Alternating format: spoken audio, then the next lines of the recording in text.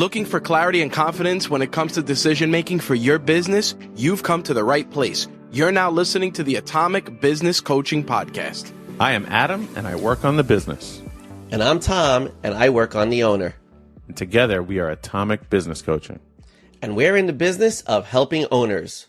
All right, Adam. Well, welcome to another episode of the Atomic Business Coaching Podcast. Today, we're going to have some fun. It's almost school time. And when we were talking about planning this episode, we mentioned that what a great way to get people into a new school year and give our business owners something to do this school year, right? So if you're a parent and you're a business owner, I want you to listen up to this episode because we're going to talk about you taking on a new curriculum for yourself, so to speak, over the next course of this school year that's coming up. I know some people have already started school in different parts of the country, but it's not too late. You could start this routine as soon as possible and do it because I think it's so important for people to have hobbies. And as business owners, you know, we get caught up so much in our business. We sometimes even see our business as a hobby, right? So many hobbies develop into businesses. And then when they become businesses, we no longer have that hobby because I want people to really understand what a hobby is, right? It's that activity that you do for pleasure. It's all it is. It's an activity you do for pleasure. And people, when we talk to a lot of our clients, we say, well, what's your hobby? And they go, I don't have a hobby. I work all the time. This is many of them. Yep. Yeah. They don't have hobbies. And you have to have a hobby because hobbies provide such benefit. And this is why I like having hobbies because they give you a break from your reality. There are things to pass the time. Some people read, some people garden, some people do woodworking, some people do all of these things. You don't have to do anything that is difficult. It's something that should be easy and light and enjoyable for you to do. You know, one of my favorite hobbies outside of baseball, because I see baseball as a hobby, right? My son is a baseball player. He's 14. We're going to be going to a new team now in the fall. We're really excited about it. We're going to have a great opportunity, but it's that thing that I do to pass the time that's pleasurable to me. I love watching the game and I love seeing kids develop and I love seeing how they grow into the baseball players that they've become over the years. And that for me has been a very big hobby because that's how I spend my time. But one of my favorite hobbies is playing with Legos. And I have been playing with Legos since I'm a little kid.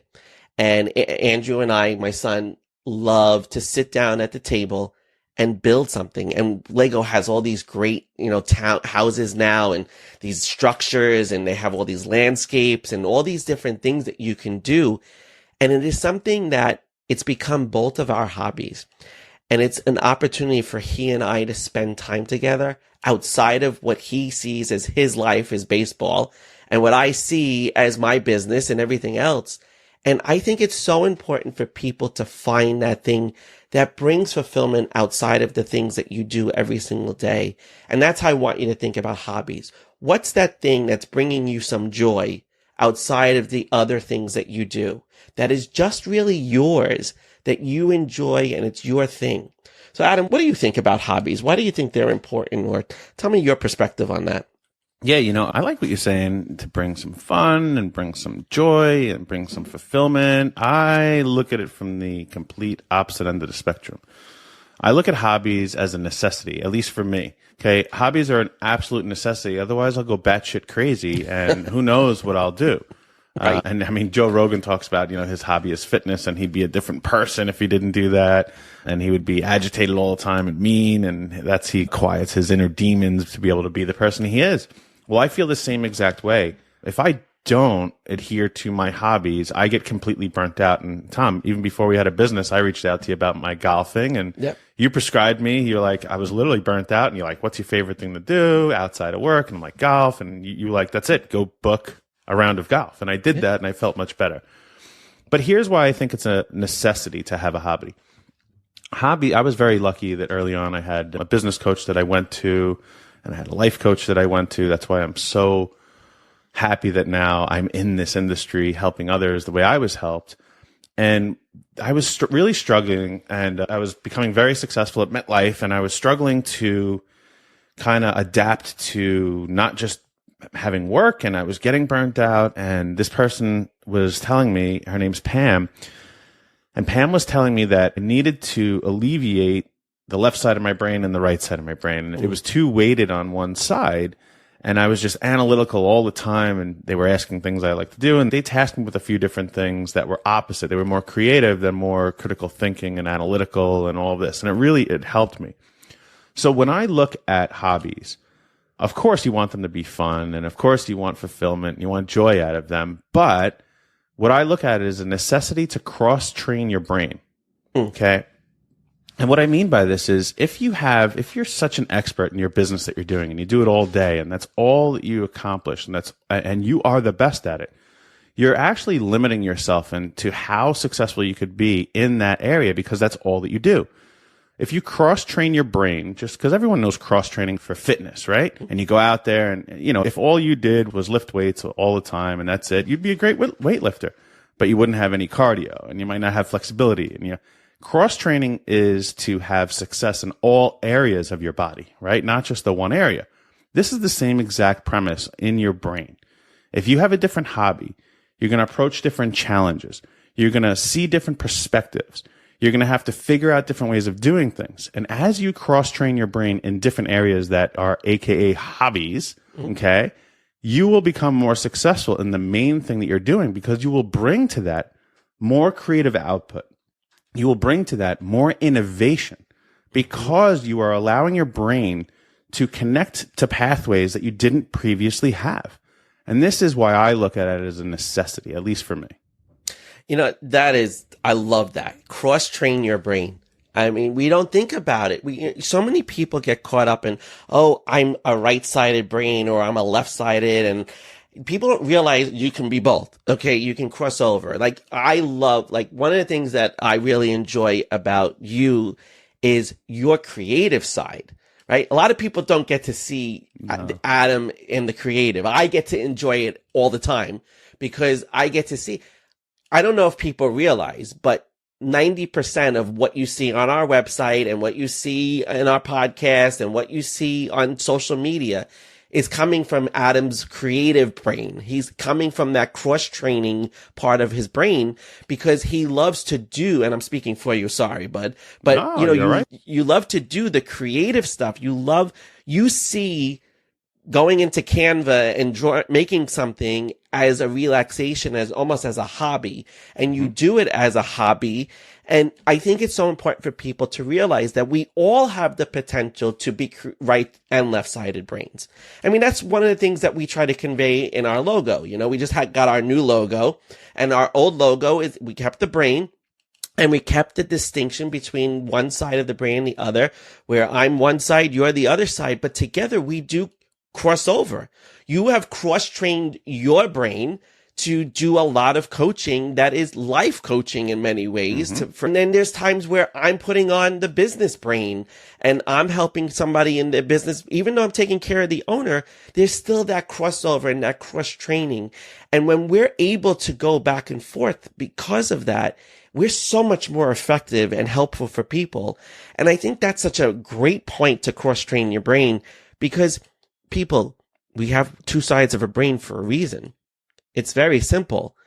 You need to use both sides. And the more that you activate that creative side, or the more you activate that analytical side or that more methodical side of your brain, and you can marry the two, you will be that much more successful. Because like Adam said, your perspectives change. You could be sitting doing your hobby and have the greatest product development happen for you or service development happen that you were not able to see working in your business or working on your business. But because you took the step away and you were reading or you were gardening and something came together in the dirt and it just blew up this whole explosion of something that you can innovate now. That's why hobbies are a need and a must and should be a non-negotiable. We talked in a recent episode about things not being negotiable, that they cannot be options. But it's the same thing here. A hobby is not an option. It is something that you must do if you're going to run a successful business. And it's something you should encourage in everyone, even that works for you. Make sure that they're tapping into their stuff. That's why it's fun to do team building activities and all this other stuff, because you bring out the creatives in other people. Yeah, absolutely. And, it's every chance you get to look at something from a different perspective is going to help you to grow things, or help you confirm what you're doing is right, or help you confirm that you need to change things. And when you take on a hobby and not focus on the business aspect of what you're doing or improving yourself as the owner, right? You're just going out there and you're having fun. Things are going to come to you. Like, I was golfing the other day and I had to change a few things that I was doing, and I ended up playing my second half of the round really well. I did better. And it was because I was critically thinking in that moment. It's a hobby of mine, but I was having fun doing it. It was a challenge that I had to do, and I had to adjust things. And on my drive home, it was about a 45-minute drive home, I was starting to think about other things in my life that I needed to adjust. And it just allowed me to open that pathway up about, hey, what else can I adjust to improve in the moment? And it really made me think about some tasks that Tom and I are doing in our business. We have this whole Instagram reel thing. And I'm like, I really have to adjust what I'm doing in order to be more successful at that. And Tom and I even agreed. We're completely adjusting it. We actually start later today making those changes. And I don't think I would have come up with that idea unless I was doing something outside of the business. And I just learned how to attach it to something else that I was doing. And that's really what these hobbies do, is they give you an opportunity to see things in a different perspective that still may relate to other aspects of your life, other goals that you have, other struggles that you're trying to overcome. And that's what I believe this. Yes. Is it fun? Yeah, I love golf, most of the time. It is. All my hobbies are physical activities. I like to play volleyball. I like to go hiking. And it's just because I like to get out there and do that because I'm stuck at a desk most of the time, or on the phone, or on a meeting in Zoom or something else. So those are the things that I really strive to do, just to bring out a different perspective of me. But it's incredible, and not purposely, not intentional, unconsciously, they tend to relate back to the goals that I have and the aspirations that I have. I mean, this business was created because of things like that. And that's what I truly believe, is that if you can adopt a new hobby, right, what that means is it's a new challenge for you. It's a new perspective that you'll be able to find out about yourself, and find out what you're good at, and find out what you do love, and find out what you don't like, and find different ways that you can go through and enjoy this amazing life that we all have, but then correlate it back to some things that you're trying to be successful in. One of the things that I think is so important for people to realize about hobbies is that when you struggle to be present, there is nothing like a hobby that puts you in the present, because that is probably where you get into the most flow. When you're in your hobby, like when you're playing golf, it's calming, it's relaxing for you, it's fun, something like you said most of the time, but it is something that really gives you a complete focus, and you get into the flow and the hours go by. You're not there counting, watching the clock. You're not doing any of that stuff. And a hobby really is a grounding activity for a lot of people. When you go and read, or you garden, or you play with Legos like I do, or you go watch a baseball game, you're in that. There is no distraction. You're involved in that. You're in this creative, energetic flow of things. And that is what people should recognize. If you're struggling to be present, if you're so busy in your business and you're doing one thing to the other, but you're not really present, or you're going home and your spouse is saying, I need you to be present, you're really not there, go and pick up your hobby and use that as a reset.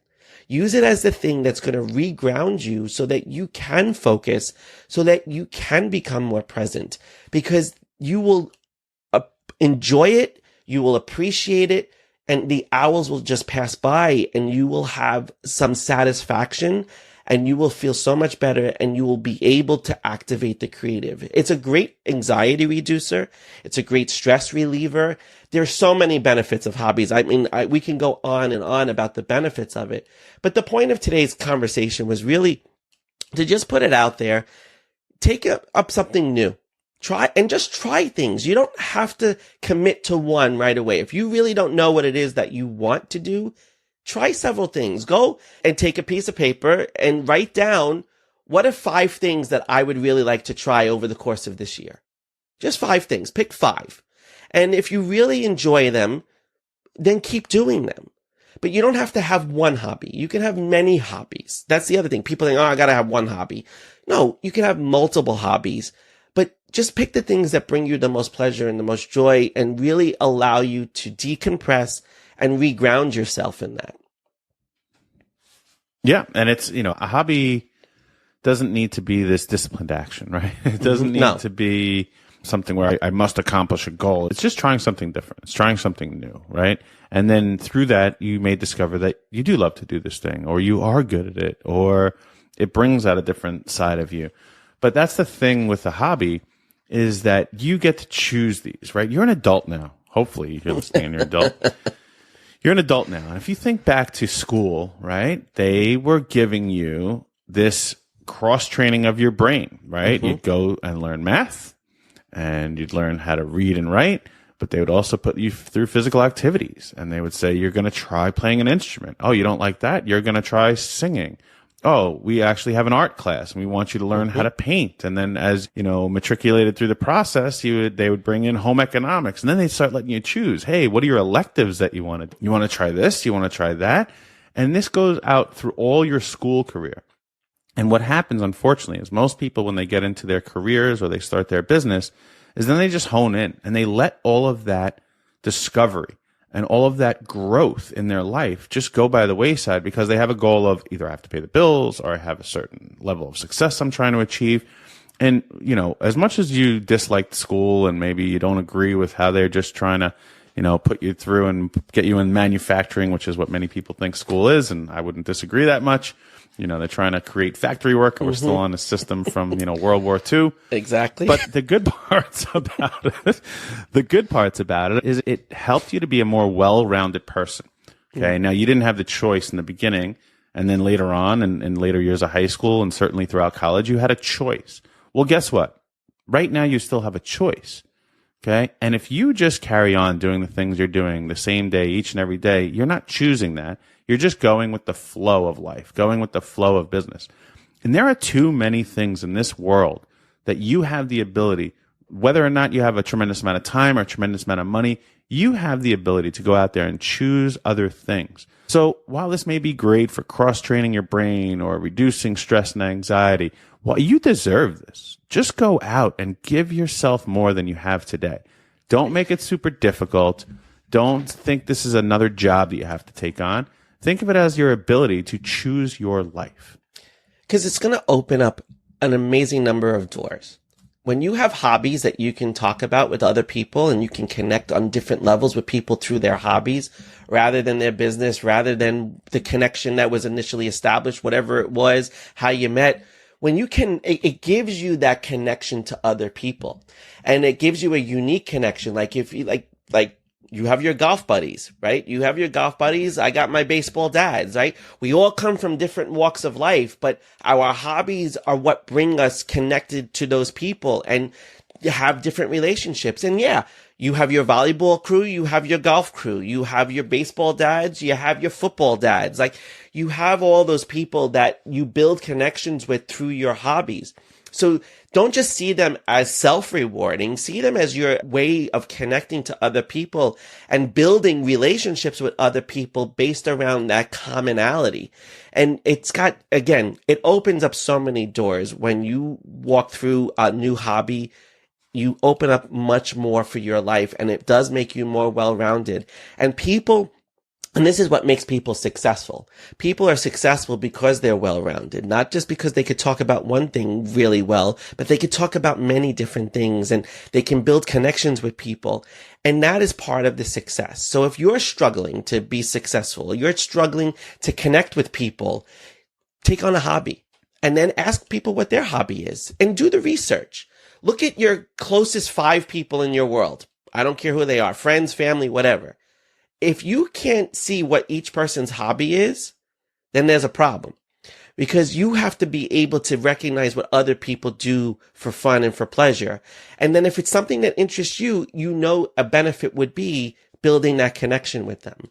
But be more well-rounded. And that's really why a hobby is essential to you as a business owner, but just essential to you for your mental health and your well-being, is to give you that creative opportunity, to give you that opportunity to think outside the box, to give you that place to do whatever it is that's going to make you feel good. And then eventually it helps to connect you with other people and build a whole well-rounded thing. Because that's the amazing thing about when you learn. My best friend has this great hobby. He builds planes and then he goes flies them. And then he's also a pilot. Like, he does all of these things. Some people have very expensive hobbies, but the key is that when I think of him what he enjoys to do. I don't think of him as that guy that just works the grind as an entrepreneur and very successful. Yeah, all those things are true, but I think about what he does for fun, because I want to be around people that have fun things that they do. And that's what the point is. Have it for you, but have it for the people you want to surround yourself with, so that you can be more well-rounded and really contribute well to the rest of the world and make yourself happy at the same time. The number one obstacle, Tom, that I always hear when I'm talking about hobbies with people is that they don't have time, right? And yeah, you're a busy person. I'm sure you fill your day from beginning to end and you don't have time. But when people say that to me, what I say back to them almost instantaneously, it's like just on automatic pilot now. I'm like, you do have time. It's just not a priority. Right. These things in your life that you're doing every day, you have prioritized them as important and needs to get done. Well, what we are asking you to do is now make a hobby a priority, right? Pick one thing. I don't care if it's 2 minutes long once a month, but it's something that you could look forward to. It's something that you can, as we've said throughout this, grow yourself, connect with other people, but make this a priority. It's not selfish. As I said, for me, it's a necessity. And I think you'll find once you start to do something, you will feel empty without doing it. You will feel lost without having it. Right. And that might sound like a negative, but it's a positive, because that means you filled yourself up a little bit more. There is a lot more room in your life for yourself, and you deserve to give it to yourself. So you were going to say something. I cut you off there, Tom. Yeah, no, I just think that's a great point. Like, people do struggle with the time element and they need to make it a priority. And, here's the key. And bottom line is that anything that you want to do in life, you're going to make the time for. And I think you have to make the time for it, because it's going to change you as a person. It's going to help you to be better. It's going to help you to be more successful. When you're find this thing for yourself, really take a deep dive into this. I want you to, if you have to listen to this episode a couple of times to get it into your head, then listen to this episode a couple of times to get in, and how important this is as essential as going and selling a product or getting a new client or whatever, because it is the thing that is going to make you feel whole. And I think that's the thing. A lot of people, like you said, Adam, you called me that day and you said, I am so stressed out. I don't know what I want to do. And I said, when was the last time you played golf? And you said, oh, it's been weeks. And I said, go play golf, right? Because that is the thing that got you back on track to refocus and not to feel burnt out, because you had, again, it's a pleasurable activity. So you got dopamine, you got your reward system opened way up. You got your adrenaline pumping in this exciting way and not this fearful way. And everything is coming back to life. It resurrects you from that feeling of deadness, and it really does reinvigorate you. So if you're looking for something to reinvigorate you right now, go find a new hobby, or go to the hobby that you haven't been going to in a long time. Go and bring that back. Do that today or tomorrow. Don't wait, because otherwise you're just wasting your time in the grind and the grudge, and you're just dragging your feet. If you're dragging your feet right now and you're listening to this, I just want you to make a plan in the next 48 hours to go do that thing, that hobby, that thing that brings you satisfaction. And I'm guaranteeing you, you will reinvigorate your entire life and you will feel so much better. So on that note, Adam, I think we're good for today on this one. I think this was a great episode. I hope everybody enjoys it. We thank everybody for listening. We're so, this is episode 32. At this point. And I'm like, it's amazing. We're at 32 and we committed to 52 to start, and we're at 32. We're more than halfway. But thank you so much to all of you who listen all the time. If you are looking for guidance, direction, we hope that this podcast is bringing you some of that.